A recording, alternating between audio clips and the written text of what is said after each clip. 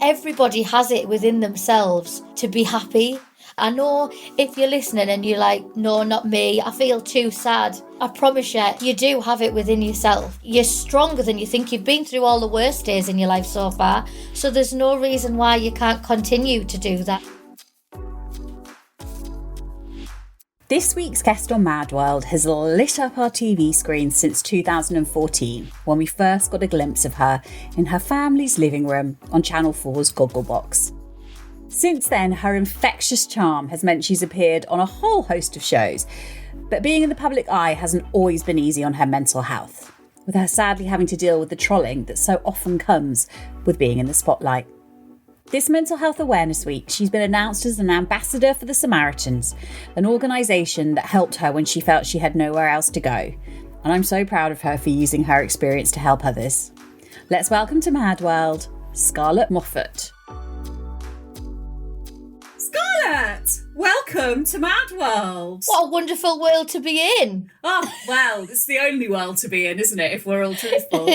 Now, the question I start each episode of Mad World with is, how are you really? How are you really, Scarlett? I'm actually genuinely really happy, which almost makes me feel weird saying, because normally it isn't the case. I think it's took me quite a long time to sort of not feel guilty about being okay. Why do you think that is? Because I personally have this thing where if someone asks me how I am and if I'm really happy, if I'm genuinely happy and I own up to it, I become convinced that something terrible is going to happen. Like I'm going to curse it.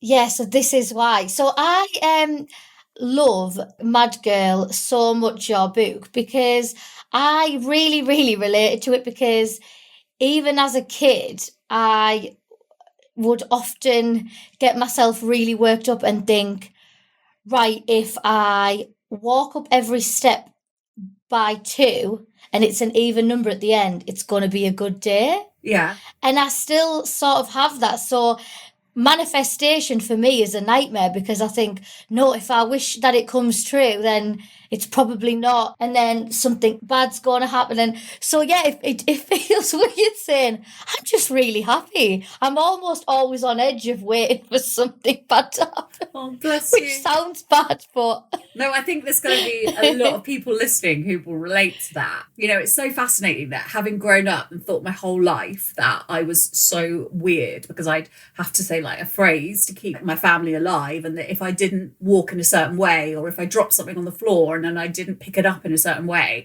the whole world was going to collapse. And of course, now saying that out loud, I've taken the power out of it. But for a long time, I really couldn't. And it's really interesting to me how after writing Mad Girl and then starting this podcast and talking about it so much, how almost everybody comes to me and tells me that they have some of those characteristics and qualities and elements of obsessive compulsive disorder.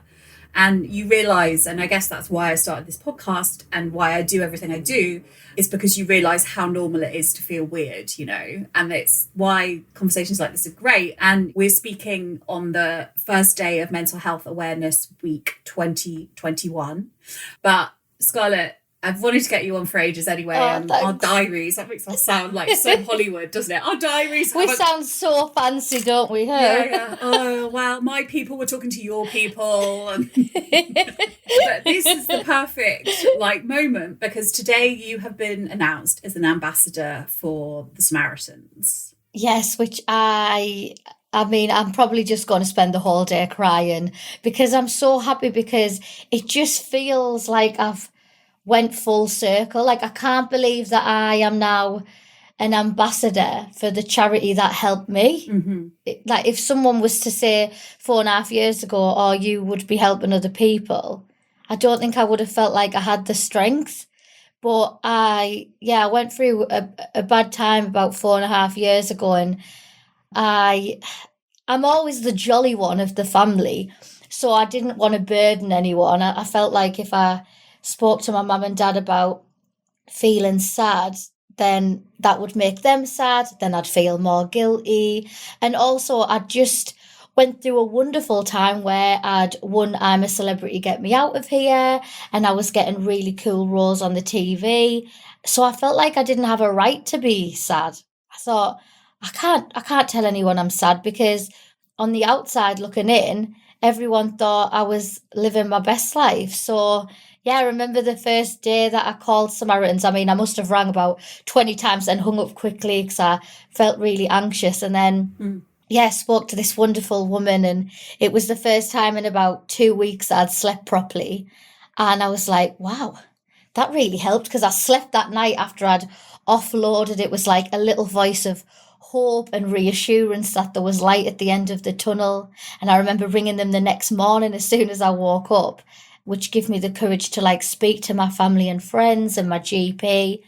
And so after about a year of speaking to Samaritans, I then started feeling better and happy, and so I reached out to them and just said, look, you've helped me in so many ways. I don't know where I would be without you.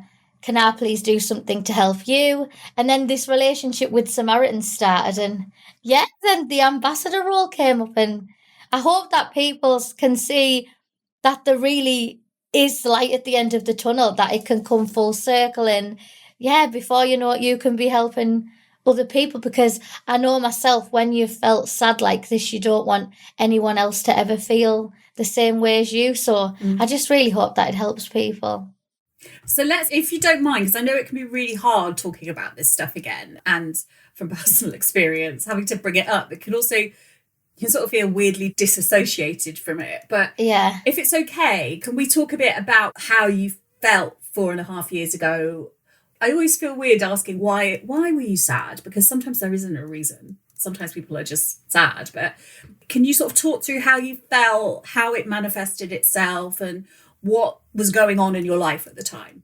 Yeah. Also, apologies if I do start crying, because even though I am like so much better now, it still feels raw. This is almost like therapy talking about it, I feel, because sometimes I do hold in a little bit and I'll just be brief and I'll say, I once was sad, but I'm not sad anymore, and that's it. You don't have to apologise for crying on this podcast, by the way. This is no, honestly, I cry on almost every episode. And so, like, joking aside, honestly, please feel safe to say what you need to say and do what you need to do. Well, I think looking back, I've actually always suffered with anxiety, but I was a 90s kid. I don't think it was really a thing back then, as in nobody openly spoke about it. I never had like a mental health chat at school, but I got really badly bullied as a kid.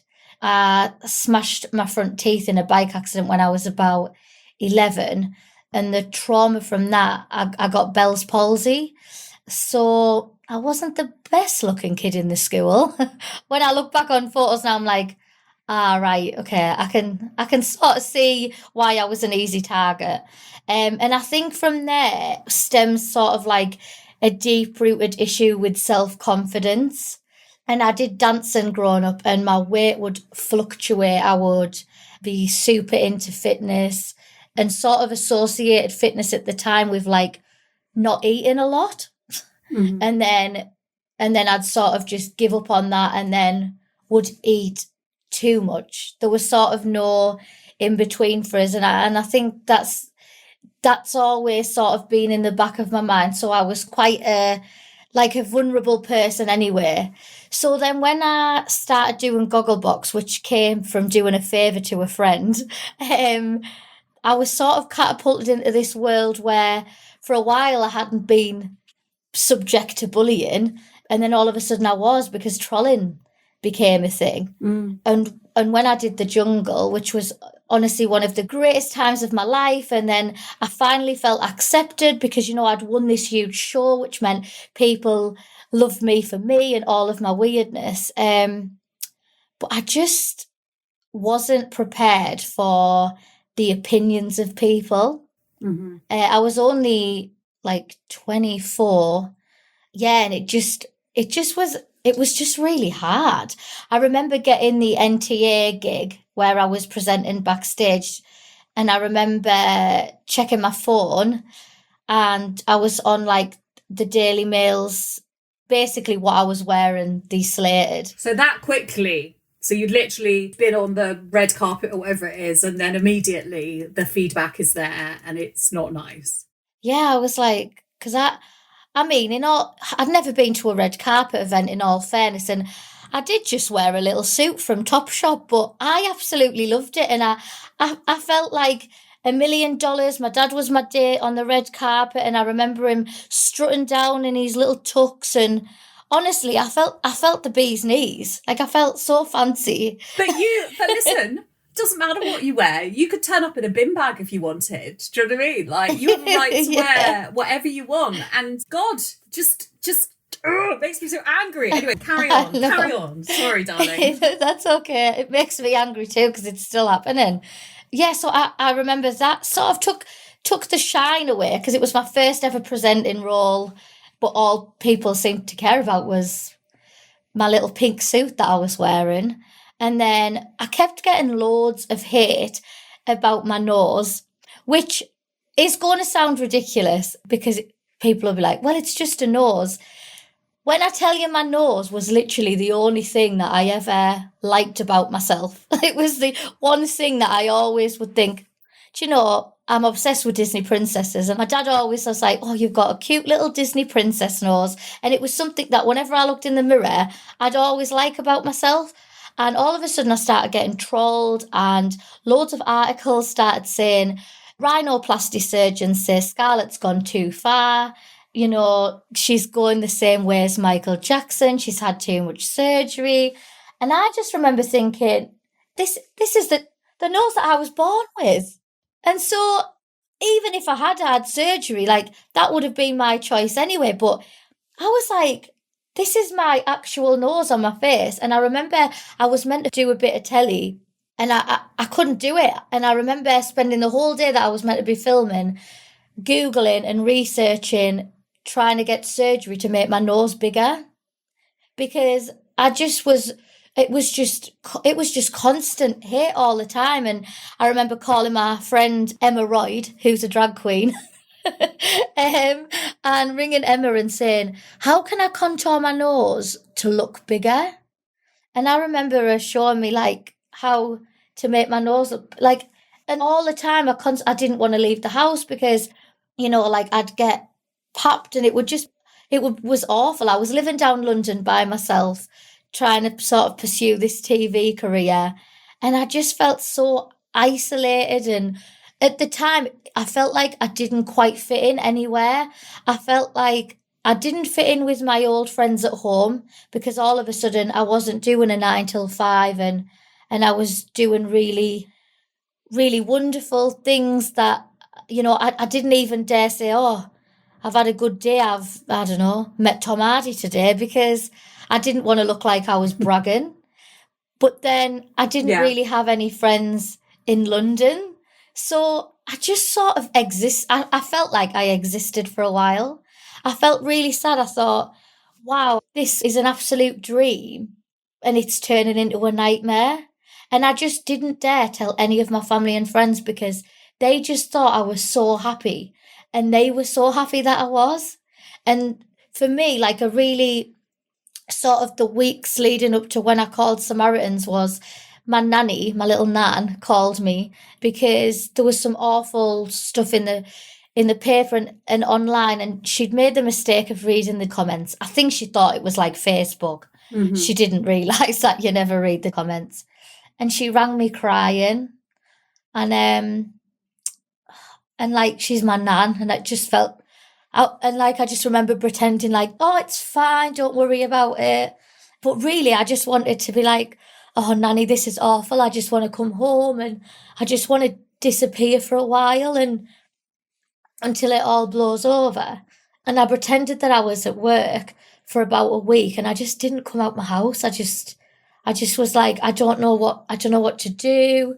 And then that's when I finally thought, I can't keep doing this. I just need to offload. And sorry, I'm crying already. Don't apologise. And And I called the Samaritans. Honestly, I don't know what would have happened if I hadn't called them. And the woman on the other end of the phone made me feel like so brave. I remember coming off the call and just thinking, wow, like actually I am quite brave for doing that, because it's hard. Like I think that's actually the hardest step, that first admitting that you feel sad. I think that's the hardest part. And one thing that I would like urge people to do, and I wish that I'd done this, is not wait for it to get to the point where I felt like I wanted to disappear. The first sort of worries that you have, the first time that you feel sad or lonely or worried, talk to someone, give someone a call, reach out, email the Samaritans. Like, there's so many people out there that want to help you. And honestly, like, I'm apologizing for crying, but you're right. You should never apologize for feeling sad or for feeling a certain way, because if anything, it's more of a burden for you. You know, it's hard for yourself. So I suppose, yeah, we shouldn't really apologize. But I think we all still a little bit guilty of that. It's so conditioned into us, isn't it? Which is why this is so brilliant to have conversations like this. And what the Samaritans do is incredible. And in my last book, which was all about what I'd learned about being mentally well from being mentally ill, we did a whole section on how to access mental health help, because all we hear about is how bad the provision is in this country, but we don't hear about what is actually available, you know.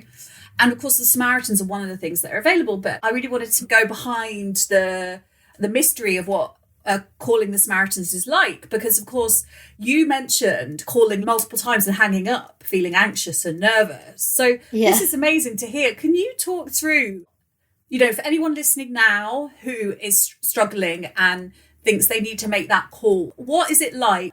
Because obviously everyone who calls remains anonymous. The person you're calling has no idea where you are, so it's not going to show up on your phone bill.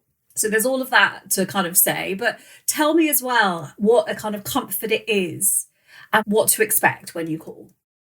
It's just, honestly, it just feels like hope. You call and it's so lovely talking to a stranger. It's almost easier sometimes because they don't know your backstory. There's absolutely no judgment. And a lot of the time when I called, I sort of answered my own questions. It's like a time to block out all of the outside noise and to just be heard and to offload. And it's just so nice having someone who's listening. I mean, I gave a fake name. I remember ringing and panicking and saying that my name was Charlotte Muffin, which now actually makes me laugh. I think you should use that as a performance name. Charlotte Muffin. Because I don't even know why I gave a surname. It's not like they were like, what's your full name? I was like, I'm Charlotte Muffin. And I just remember saying, I just feel like I want to disappear for a while. It's not that I don't ever want to be here again, but I just want to disappear for a while. And the woman was just wonderful, even though it was 4 and a bit years ago. I can still sort of remember like the tone of her voice and everything. Like I still and yeah, honestly, like if you ever feel like that, just. And like I said, the big thing for Samaritans is they don't want everybody to wait until it's that pinnacle moment of, you know, all hope is lost. They are a suicide prevention line, but they're there if you have financial worries, you know, you're feeling a little bit sad, you're feeling lonely and you just want to chat. Honestly, they're there for you. And it is just wonderful speaking to a stranger. It's somebody to listen. And you sort of lose yourself and you don't feel like there's any judgment. I think that's what was hard for me at first about speaking to my mum and dad, like, because I'm really close to my family, but it was like, will they think that they've played a part in this? Will they think that they haven't done a good enough job? So speaking to a stranger was helpful for me because, you know, no one was feeling, not that your family do feel bad or, you know, they want you to just feel happy. But I just felt like no one was getting hurt by me calling Samaritans. And that's why, yeah, I did ring them a lot. I did really ring them a lot. Did they become like your sort of rock and anchor, really, at that period? They really did that. I mean, I, honestly, it was like having a best friend that just, but obviously you're not ever going to meet them or anything. But I just remember calling up and honestly, by the end of it, feeling like that person is my best friend now because they've helped me so much. And yeah, like I say, when you call so much, you do sort of answer your own questions because they just allow you a space to talk.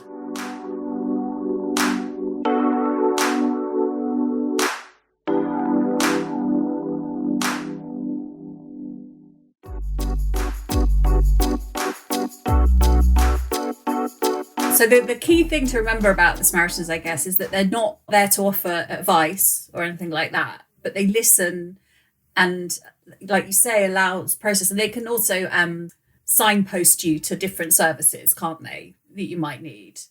Yeah, so Danny, who we did like a little piece for BBC Breakfast, and he's now been sober 12 months, but he actually emailed because he said he just couldn't find the words to say. He found it easier writing. So this is another person who called the Samaritans who you've spoken to. So he's called Danny. So you can email the Samaritans. You don't have to call. Yeah, you can email. He just found it easier to email, to put it in words, and he said he hovered around the send button a few times as well.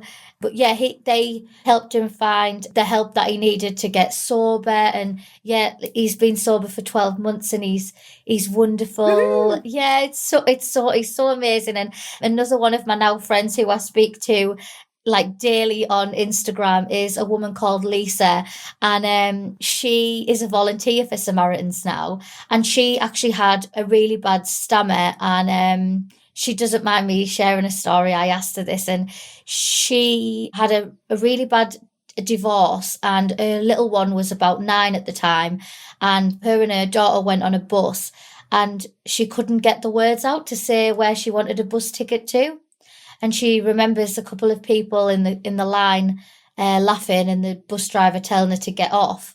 And she said she remembers sitting at the bus stand crying, thinking, if I can't even get on a bus, how am I going to look after my little one? And she emailed the Samaritans actually, and got help, got signposted to help with her stammer, and yet now, you know, she volunteers to speak on the phone to other people to help them, which I think is just wonderful. And she's just a beautiful soul who helps people. And for anybody who does want to volunteer, I just think that yous are all angels, because it sounds like such a lovely little support network where there's normally just two people in an office, and they have little cups of tea and chats and help people. And I just think, you know, if you've got spare time, I can't think of anything better to do. Would you perhaps think about volunteering, Oh, knowing what a good work they I do? would absolutely love that. I just think, I think again, like, just to know that you've helped somebody, and that, because you know, once you've felt sadness, you just don't want anyone else to ever feel that sadness. So think in any way that you can help. Yeah, I would love that. I would love to volunteer. I want to ask you, because listening, that thing you said about just wanting to disappear for a while, like, oh, that landed. Like sometimes that feeling of just wanting to shut the door on the world, you know, Yeah. and just be left alone. That really landed. And I wanted to know, like, because I do think, sorry, I'm getting a bit emotional. No, that's The thing that you describe, you know, you're bullied as a child, and lots of us, for various reasons, don't have much self-esteem. And then you're catapulted into this world where ostensibly you think, oh, great, this is a way to get validation. Like, I can, do you know what I mean? Like, I've won, I'm a celebrity. And yet there is such a toxicity to a lot of modern culture and the sort of media that we consume. So a lot of social media, some of the mainstream media, as you pointed to, and, you know, you mentioned that you shouldn't read comments, but they're there. You know, it's like, Yeah. it feels to me like there needs to be more done to kind of combat this, you know. And whenever we start to talk about that, people go, oh, free speech. And I'm like, no, this isn't about stifling free speech. It's about stopping us just spewing toxicity and harming people. Do you know what I mean? Because actually it doesn't just hurt you. It hurts everyone who is subjected to it. All of us who consume it and who see it and watch it, it gets into our minds and we get stuck there. You know, it's not good for anyone living like this. Sorry, I've got on a bit of a rant. No, there. that honestly, you're so right. Like, I just wish, because a big thing for me, one thing that I get a lot is people think that because I have agreed to be in this crazy world that is the public eye, that I am allowed to be subjected to all of that projection of hate. It's almost as if it's like, well, you've chose this. Well, I didn't actually, because I didn't know that this would happen. And if this was any other job, you know, I mean, I think something would be done. I'm pretty sure I'd be able to contact my union or... Scarlett, how old were you when you started on Gogglebox? It was literally a couple of weeks after my 23rd birthday. Okay, so, but also, you know, the point of Gogglebox is it's people not in the public eye. It's normal people, like all of us, sitting at home watching telly. So, you know, in my mind, it's almost the antithesis of being in the pub. Do you know what I mean? It's sort of like, this is what you, Scarlett, are all of us, you know, you and your family and everyone on. And it was why when I was watching it the other day, and I can't remember her name, but the woman who had her line of duty notebook, and she'd been making, you know, yeah, Jenny, and then she just ripped it up, you know, and I was like, yes, Jenny, you are all of us. We all felt like this is why Gogglebox is so brilliant, because it's all of us. It's us watching the telly, right? Yeah. But, you know, like you say, it's a much bigger thing, because we know that it isn't just high-profile people such as yourself who are receiving this abuse. We know that it permeates into every area of society. We know that kids are being bullied at school. We know that people are using comments on TikTok, Instagram, whatever, to be horrible and troll each other. So it's not, you know, what we see with you, Scarlett, is only symptomatic of something that's going on everywhere, right? Yeah, and this is what I have a different approach to trolls. Anybody who's been subject to hate online, I just want to hug. But anybody who also has projected that hate, I also want to hug, because I actually hate the word trolls, because it makes it feel like it's this mythical creature that lives under a bridge, and it's not. It's somebody that you could be walking past in the street. It's your neighbour. And I often send the number of Samaritans to trolls, because I just think if you're projecting that much hate onto the world, you're not happy yourself. And it actually makes me feel really sad, because I think I've never been in a place where I felt that angry that I need to let somebody know, you know, that the way they look offends me, or that I don't like how much they weigh. So I really actually feel for these trolls, because that's what people need to remember as well when they're subject to this hate, that person is also unwell. That person is sad and really hurting inside. And I think if we, you know, can teach mental health in school and start from such a young age, that hopefully people will just speak out and be able to not feel so sad and not want to project the hate. Because I can guarantee, when I speak to a lot of people who've trolled me and I say, like, are you okay? Like, why are you doing this? A lot of them, I would say 98% of them, want to be part of a community because they feel lonely. And the only way that they know how they're going to get reactions or attention or sort of form a community is through projecting hate, and then other people can join on the hate and they feel like they're part of something. And I just want, like, you don't have to be part of that. There's so much love out there. And it's easy to say when you're feeling strong and you've got a good support network, ignore the trolls, ignore the hate. But honestly, just take a little step back, try and focus on the positive and really go, but how are they feeling?